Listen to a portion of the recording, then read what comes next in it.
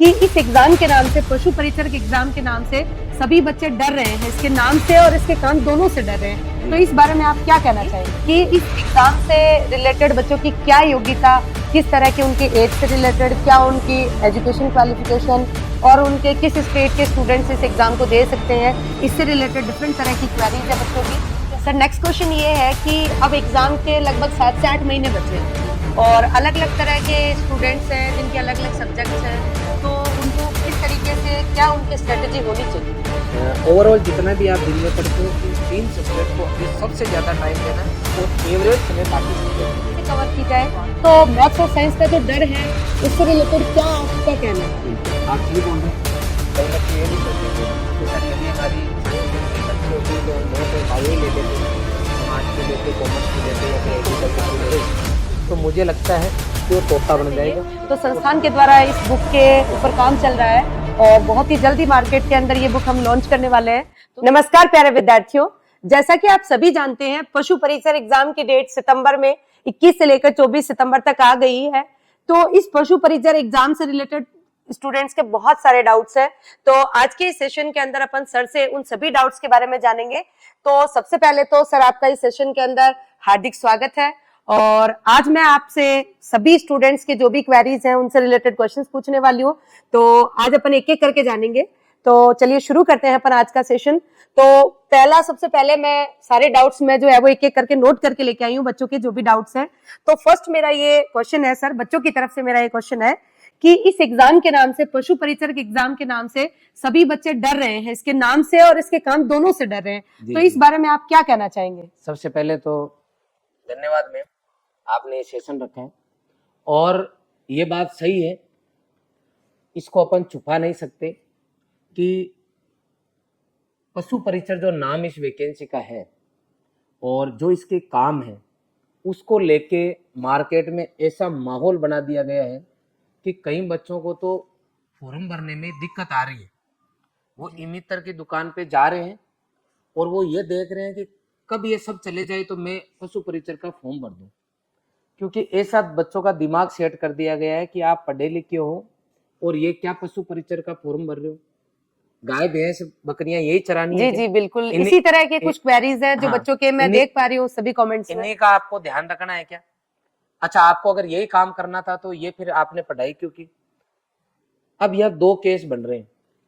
एक तो ये कि आपको नौकरी चाहिए, आपको सम्मान चाहिए, या फिर आप ये लोगों की बातों को सोच के, अगर आप जिस काम को करने जा रहे हो और आप ये फॉर्म भरते वक्त भी इतने डर रहे हो कि लोग क्या कहेंगे, तो मुझे नहीं लगता जो इस तरीके से बच्चा फॉर्म भर रहा है वो इस सब्जेक्ट को, इस एग्जाम के कोर्स को जो है मन से पढ़ पाएगा। और अगर आप मन से नहीं पढ़ोगे और आने वाले 6-8 महीने इस बात पे निकाल दोगे कि लोग क्या कहेंगे, मैं अगर लग भी जाऊंगा तो लोग क्या कहेंगे, मैं पढ़ रहा हूं और कोई आते ही मुझे बुक बंद करनी है, क्योंकि ये किसी को पता नहीं चलना चाहिए कि मैं पशु परिचर की तैयारी कर रहा हूँ। मुझे लगता है ये गलत है और इस तरीके का जो माहौल बनाया गया है उसके लिए सभी लोग जिम्मेदार भी हैं।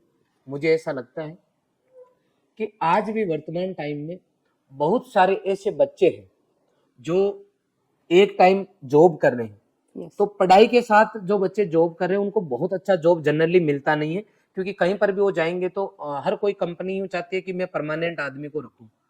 अब अगर बच्चा कहीं जॉब करने जा रहा है तो कहीं अकाउंट्स का काम कर रहा है, कहीं बच्चा एज ए वेटर काम कर रहा है, कहीं लाइब्रेरी में काम कर रहा है, कोई बच्चा जिसके पास कोई ऑप्शन नहीं है तो वो गाँव में ही 6-8 घंटे खेती का ही काम कर रहा है, बाकी टाइम वो ऑनलाइन पढ़ रहा है। तो कहने का मतलब यह है कि आप अपनी परिस्थितियां देखो। आप किसान परिवार से हैं, सामान्य परिवार से हैं और आप शहर में रह के 6-8 घंटे होटल में काम कर रहे हो, तब आपको बुरा नहीं लग रहा, जो कि एक प्राइवेट जॉब है। और आप मेहनत करके अगर 6-8 घंटे आप ये जॉब कर लोगे पशु परिचर का, और इसके साथ में यदि आप और अच्छे एग्जाम की तैयारी कर पाओगे, तो मुझे लगता है इसमें शर्माने की कोई बात नहीं है। और जो मैंने रिसर्च किया है, एक तो एग्रीकल्चर सुपरवाइजर, इसके अलावा पशुधन सहायक जो जिसको अपन LSA बोलते हैं, और उसी के डिपार्टमेंट की ये पोस्ट है। तो मुझे लगता है कि ये जॉब ज्वाइन करने के बाद में अगर कोई बच्चा लंबी सोच रखे, बड़ा लक्ष्य रखे, चाहे वो RS का लक्ष्य भी क्यों ना हो, चाहे वो आगे फर्स्ट ग्रेड का भी लक्ष्य क्यों ना रखो, अगर बच्चा इसको इस जॉब को ज्वाइन करने के बाद में यदि अगर मैं टाइम की बात करूं अदर इन फ्यूचर इससे बढ़िया कोई एग्जाम की तैयारी बच्चा करना चाहिए तो सबसे ज्यादा टाइम जो है इस बच्चे को मिलेगा। इसलिए आप फॉर्म भरते वक्त जिस तरीके का माहौल बच्चों का देखने को मिल रहा है और जिस तरीके से बच्चों को वास्तव में घबराहट हो रही है इस नाम से ही हो रही है, वो कहीं ना कहीं सही है क्योंकि नाम पशु परीक्षक जुड़ गया है इसके पीछे। लेकिन मुझे लगता है बच्चे को इस सोच से ऊपर उठ के अपने घर की परिस्थितियों को ध्यान में रखते हुए डिसीजन लेना चाहिए कि क्या सही है और क्या गलत है। और ये बात तय है कि अगर आप मन से नहीं जुड़ के घबरा के अगर आप इसकी तैयारी करोगे तो आपकी पोस्ट कोई और ले जाएगा, ये तय है। तो किसी भी बच्चे को मुझे लगता है कि इस एग्जाम के नाम को लेके टेंशन नहीं लेनी चाहिए, काम को ध्यान में रखते हुए कि इन फ्यूचर मुझे क्या करना है उसको ध्यान में रखते हुए इस जॉब को ज्वाइन करना चाहिए। किसी होटल में या खेत में काम कर रहे हो आप, उससे बेटर है सरकारी नाम भी लग जाए और आगे आप तैयारी कर सको, तो मुझे लगता है ये ज्यादा बेटर है। जी सर, थैंक यू सर। आगे मैं नेक्स्ट आपसे अगला क्वेश्चन बच्चों की तरफ से ये पूछना चाहूंगी कि इस एग्जाम से रिलेटेड बच्चों की क्या योग्यता, किस तरह के उनके एज से रिलेटेड, क्या उनकी एजुकेशन क्वालिफिकेशन और उनके किस स्टेट के स्टूडेंट्स इस एग्जाम को दे सकते हैं, इससे रिलेटेड डिफरेंट तरह की क्वेरीज है बच्चों की।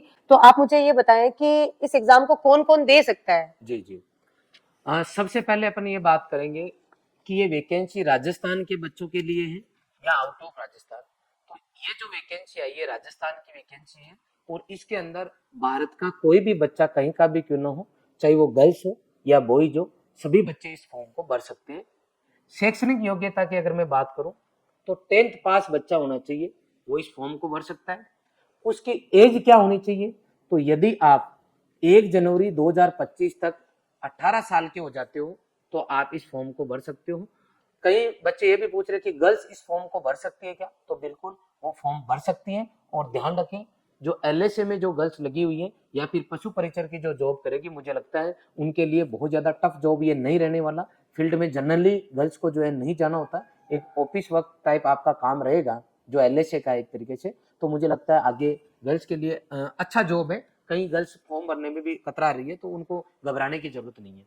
जी बिल्कुल, बहुत अच्छा आपने इस क्वेश्चन से रिलेटेड बच्चों की जो भी क्वेरीज थी वो आपने बहुत अच्छे तरीके से बताई है। सर नेक्स्ट क्वेश्चन ये है कि अब एग्जाम के लगभग 7 से 8 महीने बचे हैं जी। और अलग अलग तरह के स्टूडेंट्स हैं जिनके अलग अलग सब्जेक्ट्स हैं, तो उनको किस तरीके से क्या उनकी स्ट्रेटेजी होनी चाहिए। जी तो उसके अंदर डिफरेंट तरह के स्टूडेंट है। तो सबसे पहले मैं ऐसे स्टूडेंट जिन्होंने कंपटीशन की तैयारी कर रखी है उनके बारे में जानना चाहूंगी कि उन्हें कैसे अपने आगे की तैयारी करनी चाहिए इन 7 से 8 महीनों में। जी, जैसा कि सभी बच्चों को विशेष ध्यान रखना है कि आप एग्जाम तभी कर सकते हो जब आप पूरा एक सिस्टमेटिक टाइम को पहले डिवाइड कर लोगे कि मुझे कब कौन सा काम करना है और क्यों करना है। तो मैं आपको गाइड करना चाहूंगा कि आप ये मान के चलो कि 7 महीने बाद में एग्जाम है, वर्किंग डे आपके पास में 7 महीने है, इसको 2 पार्ट में डिवाइड करो। 5 महीने तो आप पढ़ने का रखो और 2 महीने आप रिविजन का रखो। अब अगर 5 महीने की अगर बात करते हैं अपन पढ़ने वाली, तो सिर्फ कि हम क्या पढ़े, तो पहले आप छाटो कि क्या पढ़ना है। पूरा जितने भी सब्जेक्ट है उनको लिखो और उनका सिलेबस देखो। उसके बाद में आप टिक लगा लो कि कितना ऐसा कौन सा पार्ट है जो आपका मजबूत है, आपको आता है, और कौन सा ऐसा पार्ट है जो आपको पढ़े हुए लंबा टाइम हो गया या फिर आपके टच में ही नहीं रहा।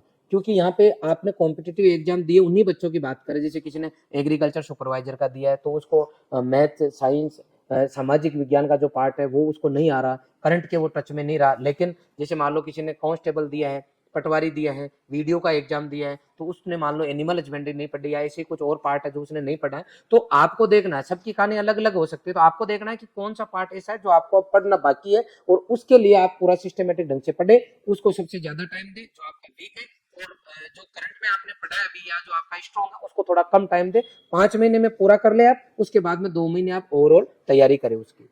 अच्छा सर, मैं उन स्टूडेंट की बात रखना चाहूंगी जो कोई स्टूडेंट जो प्राइवेट जॉब कर रहे हैं, अब वो चाहते हैं कि मैं इस गवर्नमेंट एग्जाम की तैयारी करूं, तो उनके लिए क्या क्या ऑप्शन है। बिल्कुल, क्योंकि सब बच्चों की परिस्थितियां एक जैसी नहीं है और यदि आप ऑलरेडी जॉब में है अभी 8%, तो सबसे पहले तो मैं आपको यही गाइड करूंगा कि आप जॉब कंटिन्यू करें और जो 8+8+8 जो फॉर्मूला है, मतलब 8 घंटे आप जॉब करें और 8 घंटे जो है आप तैयारी करें।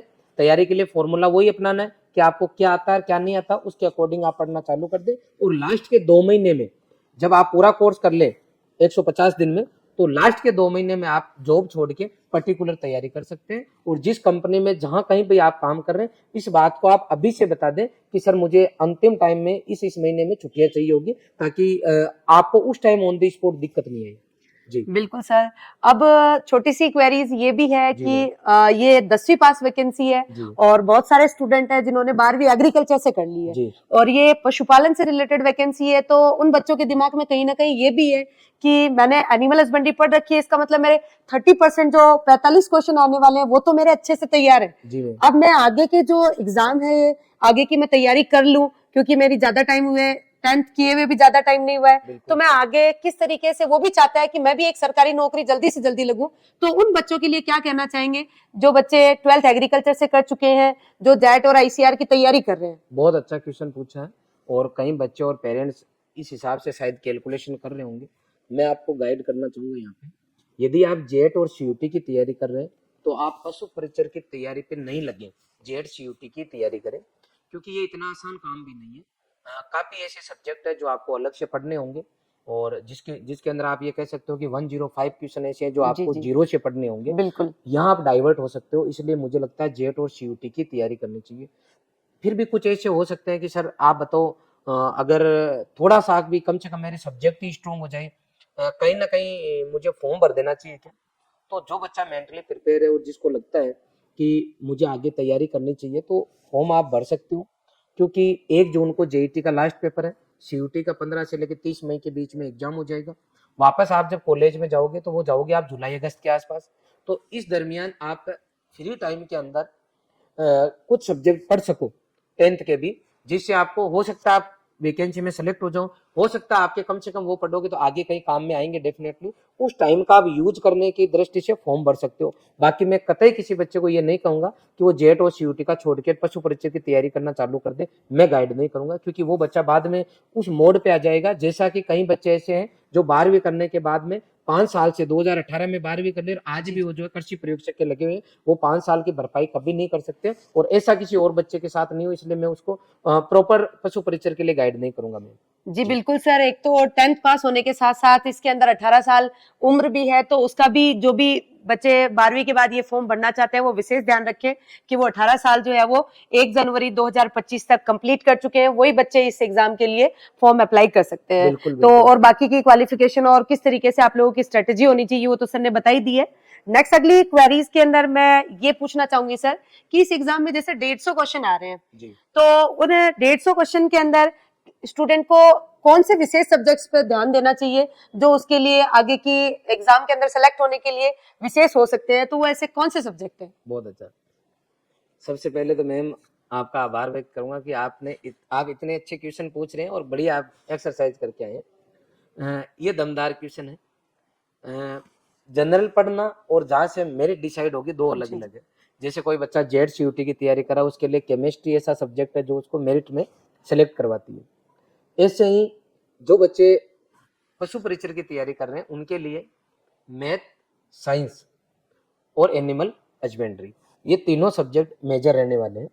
ऐसा बच्चा जो साइंस बैकग्राउंड से है, आर्ट से है, जिसने एनिमल हस्बेंड्री पहले कभी नहीं पढ़ी है, उसके लिए एनिमल और मैथ और साइंस उसके लिए मायने रखेगी। और जो बच्चा एग्रीकल्चर स्ट्रीम का है उसको एनिमल तो आती है, लेकिन उसके लिए साइंस जो है वो कहीं ना कहीं वेटेज रखेगी, मैथ जो है उसके लिए वेटेज रखेगी। तो मुझे नहीं पता कौन सा बच्चा किस कैटेगरी का है, लेकिन इतना तय है कि इन 3 सब्जेक्ट पे आपकी जबरदस्त पकड़ होनी चाहिए, एनिमल हस्बेंड्री पे, मैथ पे और साइंस पे, तो आप लिस्ट में आओगे, अदरवाइज आप कहीं ना कहीं पीछे रह जाओगे। ओवरऑल जितना भी आप दिन में पढ़ते हो, इन 3 सब्जेक्ट को अभी सबसे ज्यादा टाइम देना है और एवरेज समय बाकी सब्जेक्ट को देना है, तो आप ज्यादा अच्छा कर लोगे। जी बिल्कुल सर, आपने बहुत अच्छा बताया। आपने ये तो बता दिया कि कौन से सब्जेक्ट अपने को ज्यादा फोकस करना चाहिए, लेकिन आपने साथ ही साथ ये भी बताया कि मैम मैथ्स और साइंस जो सब्जेक्ट है वो सब स्टूडेंट्स के लिए, जो नॉन साइंस स्टूडेंट है, जो आर्ट्स के स्टूडेंट है, तो उनको ये डर लगता है कि हमें मैथ्स और साइंस कैसे कवर की जाए, तो मैथ्स और साइंस का जो डर है उससे रिलेटेड क्या आपका कहना है? बिल्कुल, आप सही बोल रहे हैं। कई बच्चे ये भी सोचेंगे कि सर यदि हमारी साइंस और मैथ अच्छी होती तो हम मैथ और बायो ही ले लेते, हम आर्ट क्यों लेते, कॉमर्स क्यों लेते, या फिर एग्रीकल्चर क्यों लेते। लेकिन मुझे लगता है कि नथिंग इज इम्पॉसिबल। यदि आपको गुरुजी बढ़िया मिल जाए तो डेफिनेटली आप करेक्ट कर सकते हैं। जैसा कि 2 दिन पहले जेई का रिजल्ट आया है, एक बच्चा ऐसा है जो 12वीं में फेल हो गया था और रॉयल में उसने एडमिशन लिया और अभी 12वीं के एग्जाम होना बाकी है, 12th रिपीट कर रहा है वो बच्चा जो है अभी जेई में सेलेक्ट हो गया, मतलब जेई में उसके अच्छे परसेंटाइल आ रहे हैं। तो वो कैसे आए उसके, इसका मतलब है या तो उसमें जुनून की कमी थी या गाइडेंस की कमी थी। तो मुझे लगता है गाइडेंस और जुनून बच्चे में हो तो मैथ और साइंस इन दोनों को ही बच्चा जो है बहुत अच्छा कर सकता है। और अब इसके लिए मैं एग्जांपल दूंगा। आज के मैंने 5-10 दिन पहले एक वीडियो बना के आपको गाइड किया था कि किस सब्जेक्ट को कितना टाइम देना चाहिए, क्योंकि मैंने जून डेट माना था। अब क्योंकि डेट क्लियर हो गई तो आपके पास समय, तो 15 टॉपिक ही जो आपके मैथ में और 15 ही टॉपिक साइंस में, और 5 महीने हम मान के चल रहे हैं कोर्स पूरा करेंगे, अगले 2 महीने में रिवीजन करेंगे। इसका मतलब अपने पास 150 दिन है, 15 टॉपिक है। मैम एक टॉपिक उठा लो आप, परमाणु संरचना केमिस्ट्री के अंदर। अब उस टॉपिक को अगर कोई बच्चा 10 दिन लगातार पढ़े तो मुझे लगता है कि वो तोता बन जाएगा और समझदार बन जाएगा। कुछ भी इम्पॉसिबल नहीं है। प्रतिशत हो, लाभ हानि हो, चाहे ब्याज हो, कोई सा भी ऐसा टॉपिक मैथ का जिसको कुछ भी नहीं आता, अगर वो मन से लग जाए और एक टॉपिक के लिए उसको 10 दिन मिल रहे हैं, अगर वो जान झोंक दे तो मुझे लगता है ये पॉसिबल नहीं है। पढ़ने के लिए आपको अपना तरीका चेंज करना पड़ेगा। क्या करना है, सबसे पहले थ्योरी पढ़ना है, उसके बाद में आपको जो पढ़ा है उसको एनालिसिस करना है कि मैंने क्या पढ़ा है, और लिखते हुए पढ़ना है, इंपॉर्टेंट पॉइंट लिखते हुए पढ़ना है। और उसके बाद में आपको एमसीक्यू सोल्व करने, ऑब्जेक्टिव क्वेश्चन सोल्व करने। फिर नहीं आए तो जहां कहीं पर भी आप पढ़ रहे हो वहां आपको पूछना है। अगर इस काम को आप कंटिन्यू करते रहे तो मुझे लगता है डेफिनेटली बच्चा जो है मैथ और साइंस दोनों पे पकड़ बना सकता है। और रही बात एनिमल की, तो वो एक नॉर्मल सब्जेक्ट है और उसको अच्छी तरीके से पढ़ा जा सकता है। और जैसा कि आपको पता है रॉयल इंस्टीट्यूट में 10 साल से ज्यादा समय हो गया आप कंटिन्यू पढ़ा रहे हैं। इसके अलावा दिलीप सर पढ़ा रहे हैं। अगर आप 2-2 फैकल्टीज से पढ़ते हो और कंटेंट अगर प्रॉपर पढ़ते हो तो मुझे लगता है कि एनिमल वाला जो बच्चा है जिसने आज तक नहीं पढ़ी है वो पशुपालन अच्छे से पढ़ सकता है। और यहाँ बीच में एक क्वेश्चन आपसे मैं पूछ लेता हूँ कि बहुत सारे बच्चे बुक की डिमांड कर रहे हैं ताकि वो और अच्छे से पढ़ सके, तो आप एनिमल देखते हैं तो आप बुक के लिए बच्चों को बताएं। जी सर, मैं बताना चाहूंगी कि काफी सारे बच्चों की क्वेरीज आ रही थी कि एनिमल हस्बेंड्री के लिए मैम अच्छा कंटेंट अवेलेबल कराया जाए, क्योंकि आपका जो ये पशु परिचर का एग्जाम है उसमें 30% वेटेज है वो अकेले एनिमल हस्बेंड्री का है, यानी कि 150 में से 45 क्वेश्चन आप लोगों के एनिमल हस्बेंड्री के आने वाले हैं। जिसके लिए मैंने मार्केट में देखा बहुत सारी बुक परचेज की, मुझे लगा कि बच्चों को एक सही और अलग तरीके का अच्छा कंटेंट अवेलेबल कराना चाहिए। तो संस्थान के द्वारा इस बुक के ऊपर काम चल रहा है और बहुत ही जल्दी मार्केट के अंदर ये बुक हम लॉन्च करने वाले हैं। तो सभी स्टूडेंट्स को इसके बारे में जल्दी इससे रिलेटेड सारी क्वेरीज है वो सॉल्व कर दी जाएंगी सर। बहुत बढ़िया, बहुत बढ़िया। और मैम बच्चों के कुछ डाउट हो तो? इसके अलावा सर जैसे बच्चों के लिए जो भी डाउट्स है वो तो आपने बता दिए, लेकिन अब बच्चों की ये क्वेरी है कि चलो हमें सर ने सब बता दिया कैसे पढ़ना है क्या पढ़ना है, लेकिन अपने रॉयल संस्थान के द्वारा इसके लिए क्या विशेष किया जा रहा है? बिल्कुल मैम, मैं बताना चाहूंगा। जो आपके पशु परिचर की जब वैकेंसी आई थी तब मैंने उसी दिन वीडियो बना के बताया था कि विशेष तौर पे एग्रीकल्चर के बच्चों के लिए विशेष वैकेंसी है। एग्रीकल्चर सुपरवाइजर की पोस्ट बहुत कम होती है और जिन बच्चों को जॉब की जरूरत है, यहाँ आपके 45 क्वेश्चन जो है पशुपालन के आ रहे हैं, बाकी थोड़ी सी मेहनत करोगे तो आप कवर कर सकते हो। और एग्रीकल्चर का बच्चा मेहनती होता है, ये मुझे पहले से पता है, मैं देख पा रहा हूँ लंबे टाइम से। तो इंस्टीट्यूट के द्वारा शुरू से ही हमने बैच लॉन्च कर दिए थे और अभी हमने बिल्कुल लेटेस्ट बैच लॉन्च किए हैं जो ऑनलाइन भी है और ऑफलाइन भी है। जबरदस्त स्टाफ पढ़ा रहे हैं। एनिमल हस्बेंड्री मैम पढ़ा रहे हैं, इसके अलावा दिलीप सर 2 फैकल्टीज के द्वारा कंप्लीट कराया जा रहा है। इसके अलावा साइंस भी 2 फैकल्टीज है जो कवर करवा रही है। पूरा कोर्स दोनों फैकल्टी पढ़ाएगी आपको। इसके अलावा मैथ जो है उनको भी मैथ को भी 2 टीचर जो है कंप्लीट करा रहे हैं, अंकित सर हैं और पारस सर हैं, दोनों को लंबा अनुभव है। इसी तरीके से और स्टाफ हम अवेलेबल करा रहे हैं। मुझे लगता है ऐसा कोई बच्चा है जिसको लगता है कि शायद पता ही नहीं है मैं कर पाऊँ नहीं कर पाऊँ, तो अपने रॉयल का इसी वीडियो के डिस्क्रिप्शन में जाके ऐप डाउनलोड कर ले, वहाँ स्टोर में जाए और डेमो क्लासेज वहाँ अवेलेबल है, आप पढ़ के देखें। जब आपको लगे कि सब कुछ हमें समझ में आ रहा है, साइंस में समझ में आ रही है, मैथ भी समझ में आ रही है, एनिमल भी समझ में आ रही है, उसके बाद में आपको डेफिनेटली बैच ज्वाइन करके तैयारी करनी चाहिए। जैसा कि सर आपने बताया कि संस्थान में ऑनलाइन और ऑफलाइन दोनों मोड पर कोर्सेज अवेलेबल है, तो एक बच्चे को कौन सा कोर्स लेके जो है वो अपनी पढ़ाई करनी चाहिए? क्या वो ऑनलाइन पढ़े या वो ऑफलाइन आके संस्थान के अंदर पढ़ सकता है? बिल्कुल, ये बहुत अच्छा क्वेश्चन आपने पूछा है। मैं बच्चों को यही गाइड करना चाहूंगा कि टेक्नोलॉजी का जमाना है। कोरोना के बाद में मैक्सिमम इंस्टीट्यूट ऑनलाइन आ चुके हैं, तो जो बच्चा 12वीं पास आउट है उस बच्चे को अब ज्यादा ये गाइड करने की जरूरत नहीं पड़नी चाहिए कि मोबाइल में आपको क्या देखना और क्या नहीं देखना। मुझे लगता है कि आपकी पारिवारिक परिस्थितियां इस तरीके की है कि ज्यादा पैसा घर वाले नहीं लगा सकते, तो आपको अपने घर के आसपास में लाइब्रेरी ज्वाइन करके और ऑनलाइन ही पढ़ना चाहिए। अननेसेसरी आपको रूम रेंट, खाने का इस तरीके के जो एक्स्ट्रा खर्चे वो नहीं करना चाहिए। मैं बार बार कहता हूँ कि पैसों की बचत करना ही एक तरीके से नौकरी लगना भी है, तो जितना हो सके मैक्सिमम बच्चे को बचाना चाहिए। और रॉयल इंस्टीट्यूट की जो फी है वो नामात्र है, तो आप ऑनलाइन मेरे ख्याल से पढ़े तो ज्यादा बेटर है। हालांकि फिर भी कोई बच्चा ऐसा चाहे कि सर हम ऑफलाइन आना चाहते हैं, तो ऑफलाइन बैच अवेलेबल है और ऑनलाइन वाले बच्चों को क्लासरूम लाइव दिया जा रहा है, इसलिए वो ऑनलाइन हो चाहे ऑफलाइन हो सेम ही कंटेंट है। तो सर आपने ये तो बता दिया कि ऑफलाइन बैच है वो भी चल रहा है संस्थान से, बच्चा दोनों मोड पर जैसा उसके कंफर्टेबल हो वो वैसा बैच ज्वाइन कर सकता है। बिल्कुल। लेकिन कुछ बच्चों की ये भी क्वेरी है कि हम आ तो जाएं उदयपुर ऑफलाइन पढ़ने के लिए, लेकिन जैसा कि अपन अलग अलग जगह पे देखते हैं कि बच्चे डाइवर्ट हो जाते हैं, तो क्या संस्थान के द्वारा क्या हॉस्टल फैसिलिटी इसके लिए अवेलेबल है? बिल्कुल मैम, ऐसे बच्चे जो हॉस्टल में रहना चाहते हैं उनके लिए व्यवस्थित हॉस्टल सुविधा उपलब्ध है। कोई बच्चा चाहे तो बिल्कुल आ सकता है, बिल्कुल घर जैसी व्यवस्था है, आप जानते हैं अच्छे से। और हमने बहुत सारे वीडियो जो है हॉस्टल से रिगार्डिंग वो अपलोड कर रखे हैं। कैसी फैसिलिटी आप जाके प्लेलिस्ट पे जाके हमारे कैंपस विजिट करके आप देख सकते हैं आराम से। जो आप वहाँ देखोगे वही आपको यहाँ मिलने वाला है। जी मैम। सर आपका बहुत बहुत धन्यवाद, आपने बच्चों से रिलेटेड जो भी क्वेरीज थी उनके बारे में बताया, आपने बहुत अच्छे तरीके से बताया। जी मैम। आई होप आप सभी बच्चों को अच्छे से समझ में आ गया होगा कि पशु परिचर के लिए क्या क्या अपने को करना चाहिए, कैसे अपने को पढ़ना चाहिए और किस तरीके से जो है वो आप लोगों को अपने भविष्य को लेकर जो है वो तैयारियां करनी चाहिए। तो सर ने बहुत अच्छे तरीके से बताया। और भी किसी के कोई भी डाउट रह गए हो तो आप इस वीडियो के कमेंट सेक्शन में जाके कमेंट कर सकते हैं। आपने ये वीडियो देखा इसके लिए आप सभी का बहुत बहुत धन्यवाद। Thank you. बहुत बहुत धन्यवाद।